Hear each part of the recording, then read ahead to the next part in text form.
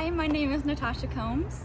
And I'm Jennifer Combs. And we've been volunteers at the garden since 2017, I think. I think so, yeah. Pretty consistent the last year. So I think community gardens are really important. They bring people together. We've met a lot of really neat people, and I've learned a lot.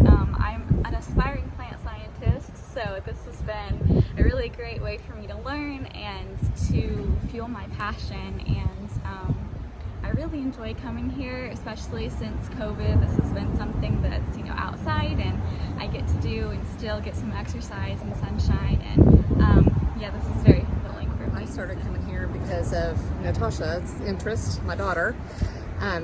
But I continue to come because now I love learning about how to grow food, what grows well in this area. I think everybody needs to know how to grow their own food and feed themselves in a healthy way, especially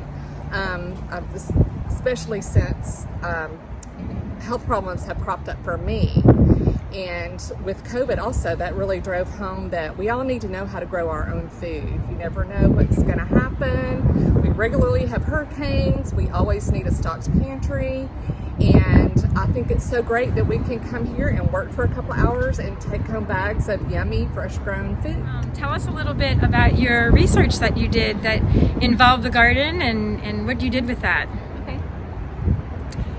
So a couple years ago, I did a project here. I was sponsored by Miss Elizabeth, and so basically I took mustard greens and turnips and planted them separately in municipal solid waste compost, which is made of biosolids and other organic matter like that. And it's an amazing fertilizer. It was really neat to see the difference between those that were grown in the municipal waste compost versus regular mushroom garden compost.